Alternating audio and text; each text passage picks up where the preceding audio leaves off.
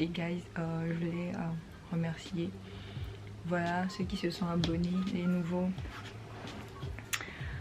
ceux qui ont liké, ceux qui ont commenté, vous tous, merci, muchos love, merci guys, merci.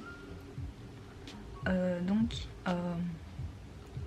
si vous avez déjà écouté les chansons américaines, si tu as déjà écouté du Drake, si tu as déjà écouté Maroon 5, si tu as déjà écouté même Wiz Khalifa, je sais pas, Bruno Mars et tout, tu vas comprendre qu'il y a des choses que tu n'as pas captées, bien sûr.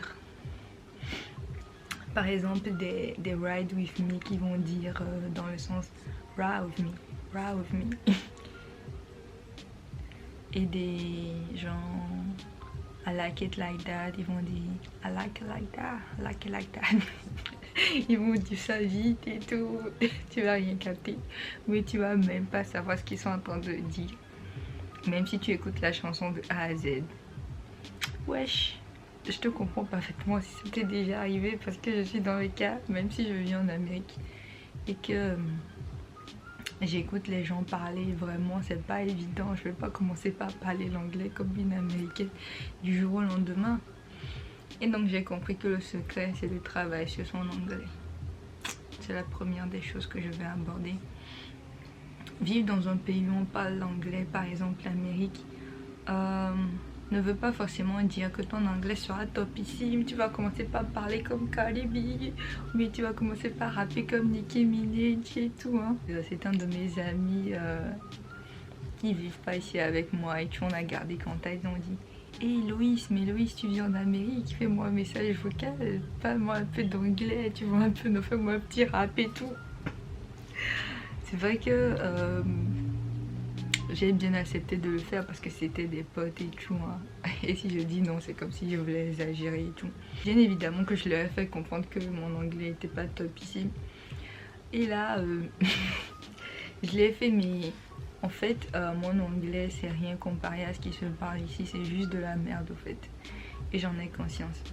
Donc pour vraiment arriver à avoir un bon anglais et avoir un anglais américain, un accent américain, il faut travailler là-dessus parce que tu peux savoir ce que tu es en train de dire, mais si tu ne prononces pas ça d'une certaine manière, la manière américanisée, c'est comme si tu n'as pas dit la chose comme il le fallait.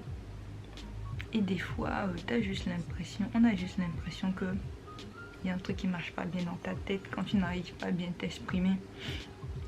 Tu as bien conscience de ce que tu veux dire.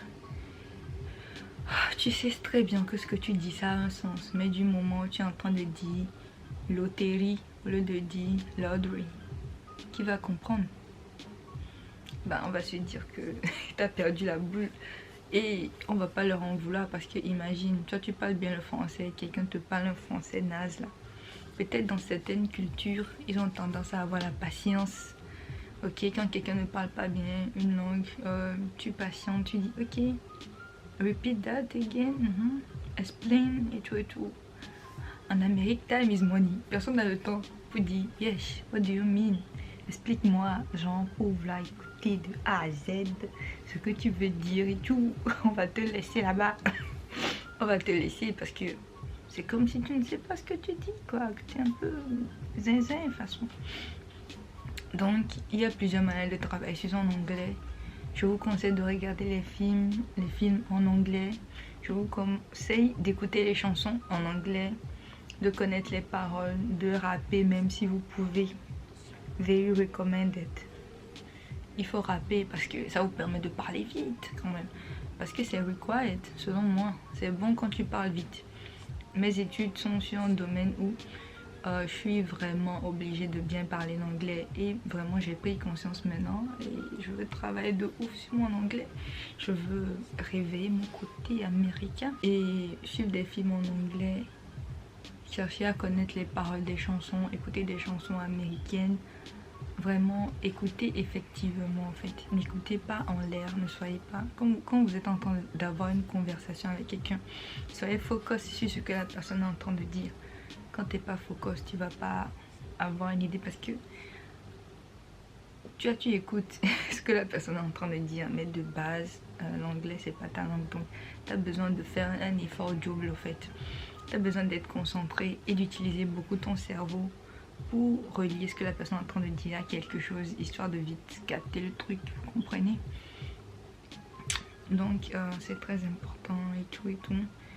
Vraiment, il m'est arrivé de me retrouver dans des situations où j'avais l'impression d'être une idiote parce que mon anglais n'était pas au top et j'avais du mal à écouter ce que les gens étaient en train de dire.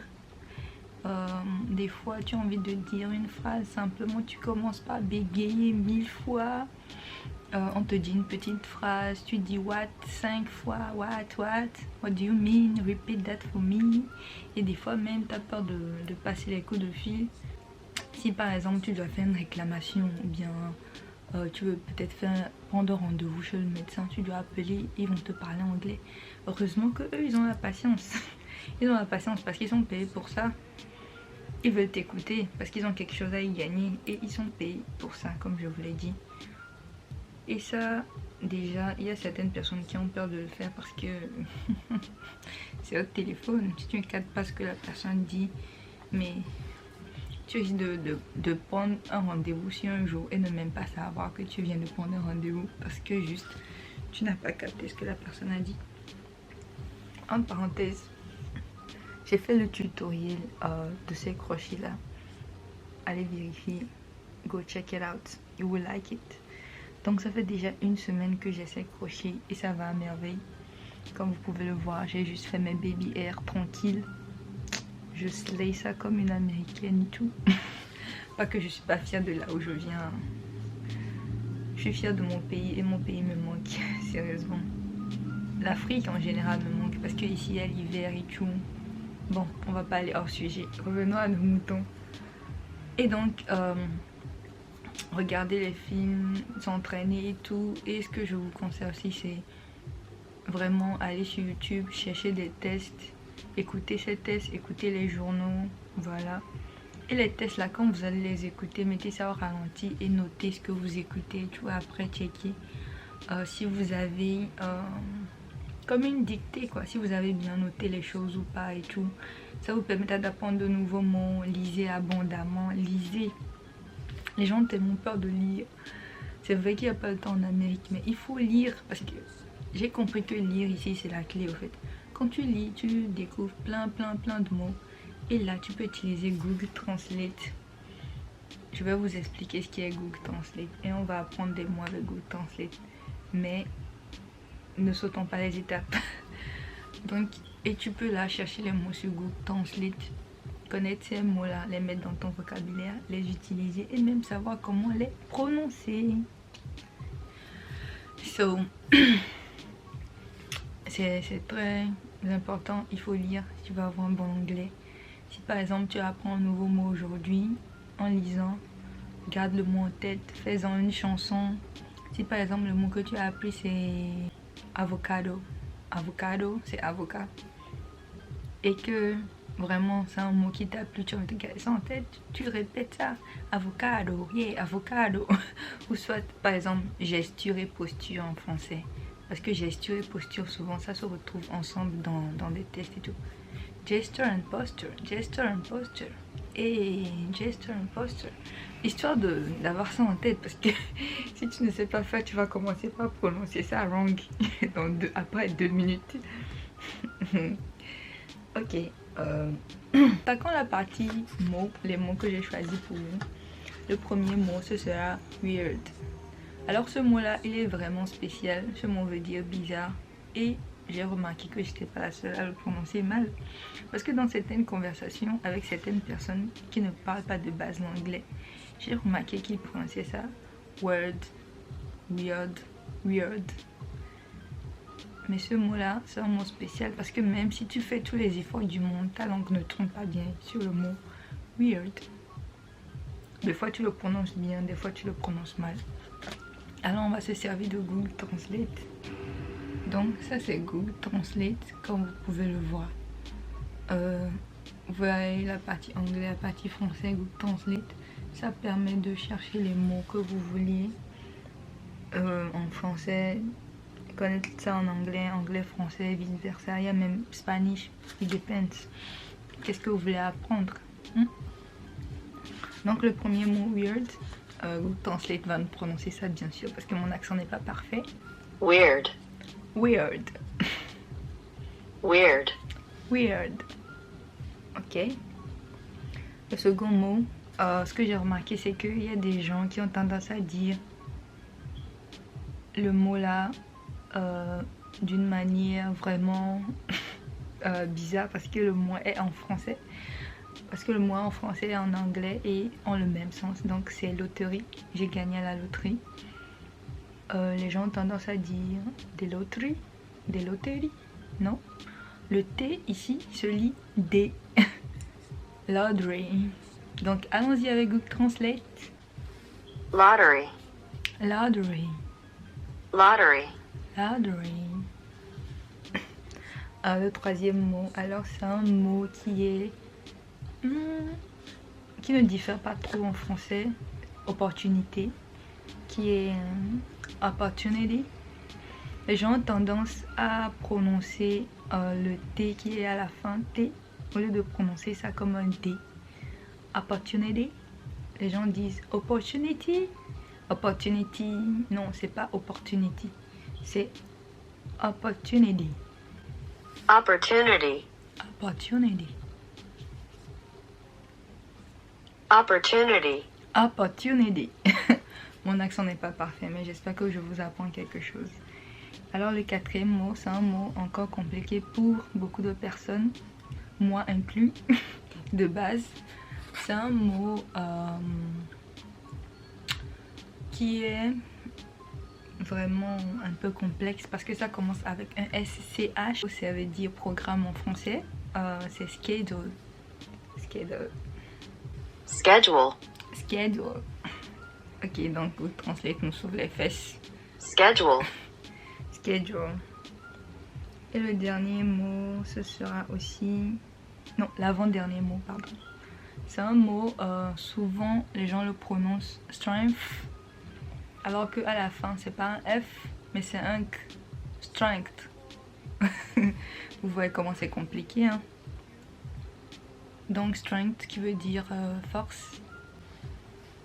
Strength. Strength. Strength. Et le dernier mot, un mot qui est encore en français, anglais, c'est la même chose. C'est un mot qui veut dire signal, signal en français comme en anglais, qui se lit signal. Le G est accentué en anglais. Signal. Signal. Signal. Ok. Donc c'est ça, guys. Vraiment, ne vous dites pas que lorsque vous allez commencer par venir en Amérique, pas vivre en Amérique, votre anglais va être waouh. Non, il faut travailler sur son anglais. Il faut travailler tous les jours sans relâche au fait. Il faut faire l'effort d'écouter effectivement, de répéter les mots, de rapper en anglais. Il faut se battre pour que son anglais soit meilleur. Ton anglais ne s'améliore pas du jour au lendemain. Surtout quand tu n'es pas dans un milieu américain, si tu n'es pas entouré par des amis américains qui parlent dans tes oreilles H24, il faut que toi-même tu travailles sur ton anglais.